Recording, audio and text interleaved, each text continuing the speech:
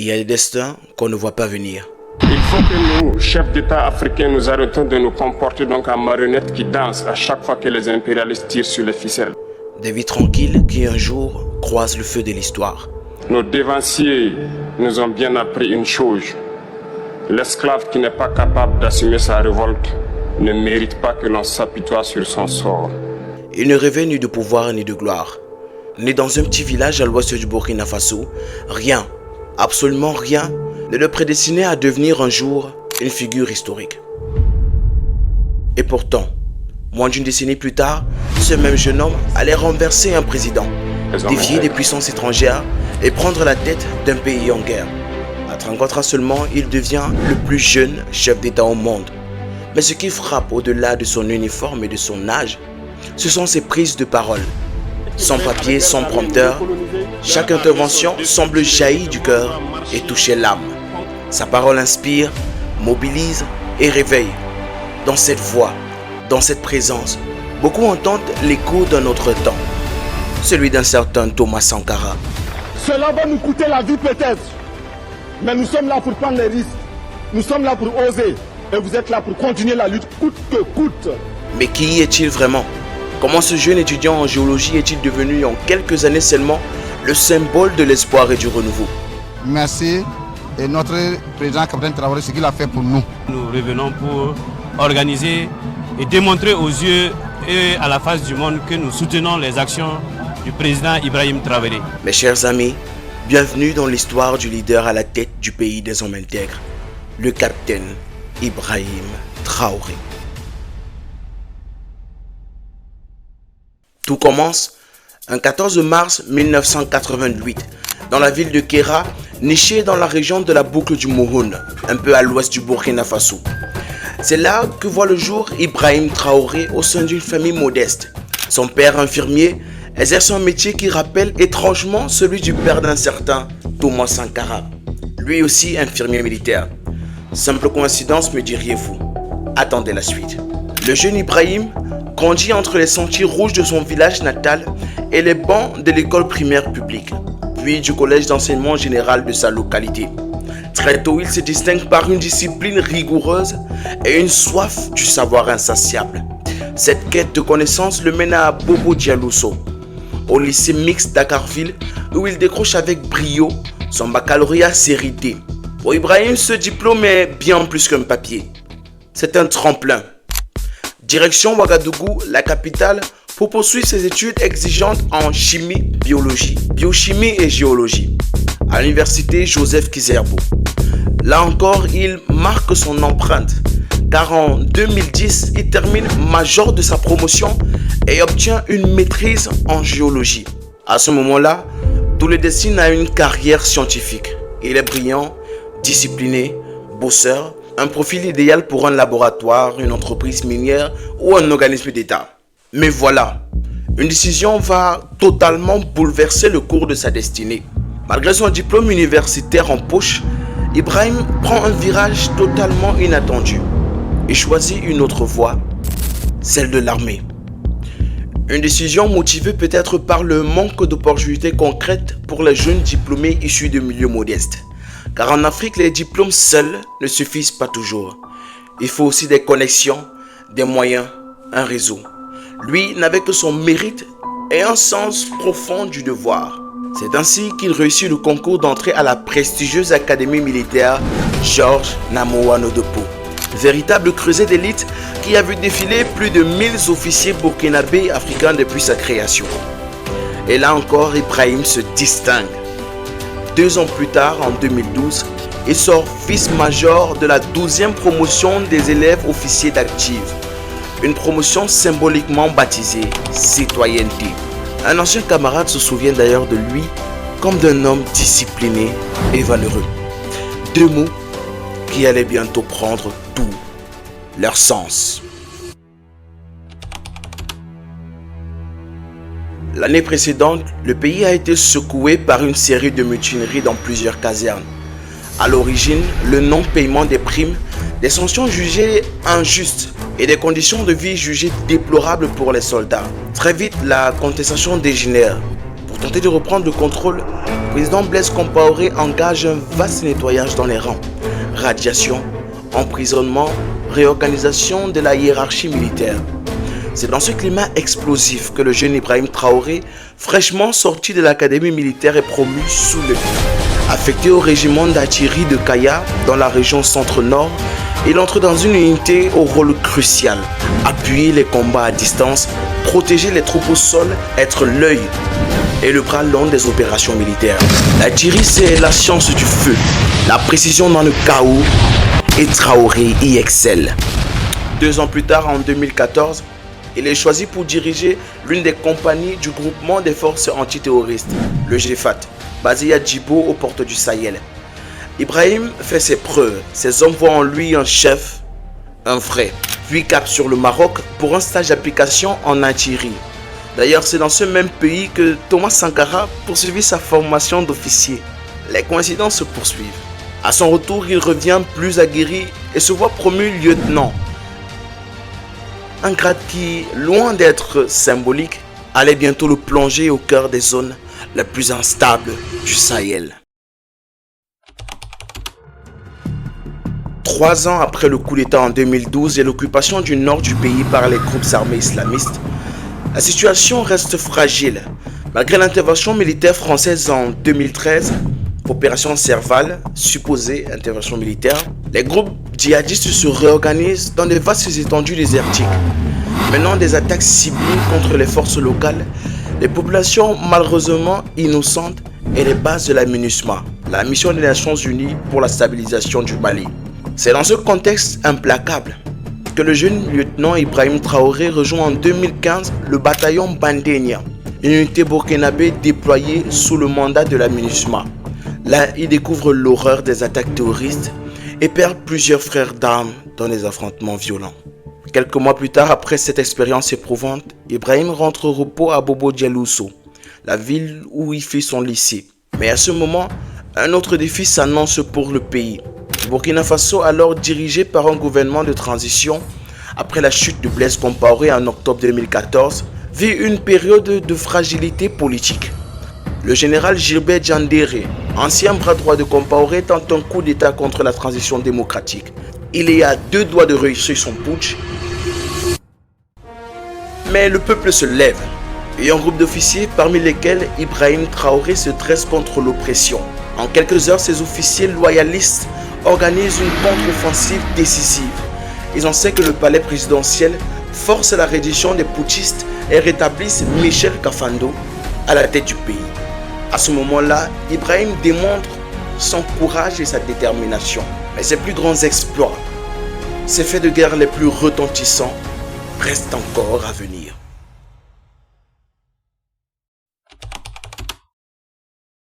En 2017, Ibrahim Traoré retourne au Maroc pour un stage de perfectionnement, toujours dans sa spécialité, l'artillerie. L'année suivante, il repart au Mali dans le cadre d'une nouvelle mission avec la MINUSMA. Cette fois, c'est à Tombouctou que son unité fait face à une attaque terroriste complexe. Les combats durent, le chaos est total, mais encore une fois, lieutenant Traoré ne plie pas. Il restructure ses lignes, galvanise ses troupes et conduit une contre-attaque éclair. L'ennemi est repoussé, le camp est sauvé. Une décoration de la part du contingent lui sera remise. Ibrahim Traoré est un héros. En 2020, au cœur d'un Burkina Faso de plus en plus saigné par des attaques, il est promu capitaine. Ses responsabilités grandissent. Il est envoyé tour à tour à Kayiri, à l'est, où il joue un rôle central dans l'opération Otapuanou. Puis à Namesikma, au centre-nord, où lui et ses hommes réinstallent les populations déplacées après des mois de terreur. Les noms de Marcoye, Nasumbu, Déou, Kayiri, Tankwalou, Gelbo deviennent les chapitres d'un même livre, celui de sa guerre contre l'injustice et le chaos. Mais c'est à Barsalogo, à une quarantaine de kilomètres de Kaya, qu'un nouvel épisode héroïque va marquer les esprits. Les groupes armés s'apprêtent à faire tomber la ville. La route qui y mène est minée, beaucoup reculent, mais pas Traoré. Avec ses hommes, il entreprend un rallye commando à pied, traversant à la hâte les collines et les sentiers dangereux pour atteindre Barsalogo.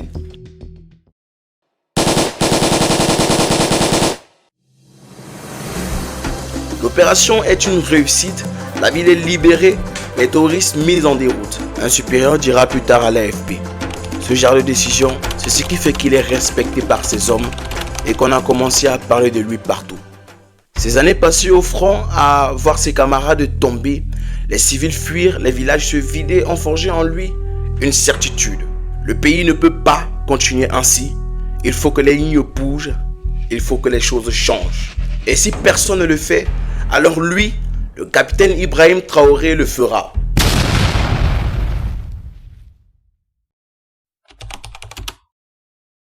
Le pays est complètement à bout de souffle. Depuis 2015, le Burkina Faso est la cible d'attaques terroristes d'une violence inédite. Ce fléau importé du nord du Mali a d'abord frappé les frontières, puis s'est infiltré dans les terres, dévorant peu à peu le tissu social et sécuritaire. Des villages entiers sont rayés de la carte, des milliers de civils fuient, des militaires tombent, souvent abandonnés en première ligne, sans moyens, sans renfort, sans stratégie claire. Et face à cela, le silence, l'inaction, l'incompréhension. Au sommet de l'État, le président Roch-Marc Christian Kaboré peine à répondre. L'armée est désorganisée, morcelée, sous-équipée. Les décisions tardent. Les hommes sur le terrain, eux, tombent un à un. Le 24 janvier 2022, le coup de tonnerre éclate. Mouvement qui regroupe toutes les composantes des forces de défense et de sécurité a ainsi décidé de mettre fin au pouvoir de M. Roch-Marc Christian Kaboré ce 24 janvier 2022. Le président Kaboré est renversé. Un nouveau nom apparaît sur la scène politique. Le lieutenant-colonel Paul-Henri Sandaogo Damiba, porté au pouvoir par un groupe de jeunes officiers regroupés sous une bannière. Le mouvement patriotique pour la sauvegarde et la restauration. Parmi eux, Ibrahim Traoré. Le projet affiché est clair. Réorganiser l'armée, riposter avec intelligence, reconquérir les territoires. En mars, le président Damiba nomme Traoré chef d'artillerie du régiment de Kaya, bastion stratégique dans la lutte contre les groupes armés. Cependant, malgré le nouvel homme fort à la tête du pays, la situation au cœur du centre-nord ne semble pas évoluer. Les terroristes continuent à gagner du terrain, ce qui fait naître une grogne au sein de la même armée. Ibrahim devient, sans l'avoir demandé, la voix des oubliés du terrain. Les soldats épuisés, frustrés, lui confient leur colère. À plusieurs reprises, ils montent à Ouagadougou pour plaider un changement radical de stratégie. Mais ces alertes restent lettres mortes. C'est alors que vient le drame. Le 26 septembre dernier, ce chauffeur a été attaqué par des djihadistes dans le nord du Burkina Faso. Il faisait partie d'un convoi de dizaines de camions chargés de vivres. 37 personnes ont perdu la vie lors de cette attaque selon l'armée. 70 conducteurs de camions restent disparus. La colère devient insoutenable. Le sang versé ne peut plus être ignoré. Un changement impératif s'impose et ça, Ibrahim Traoré l'a très bien compris.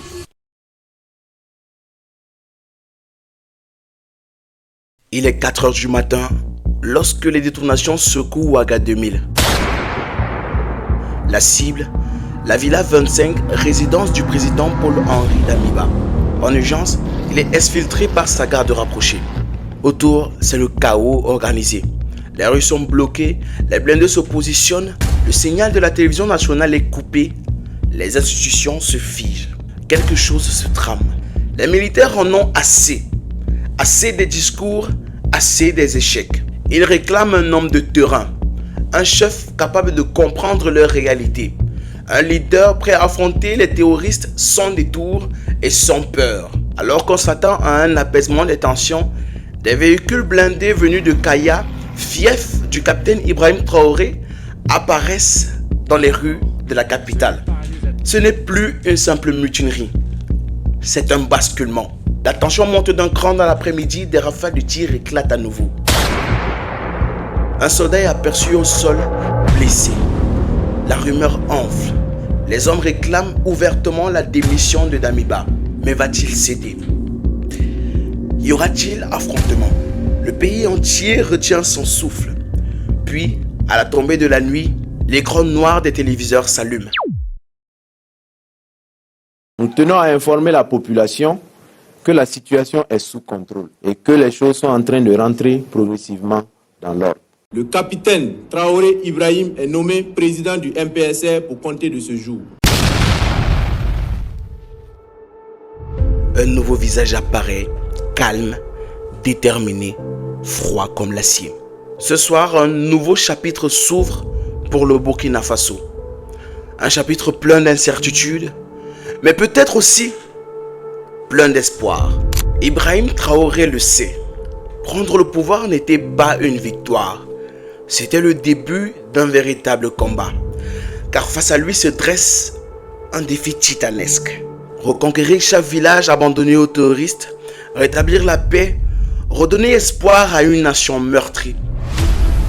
Il faut vraiment changer le rythme. Il faut changer le rythme, il faut aller vite. Tout le pays, c'est de l'urgence. Donc chacun à son niveau doit pouvoir aller plus vite et abandonner les lourdeurs administratives inutiles là.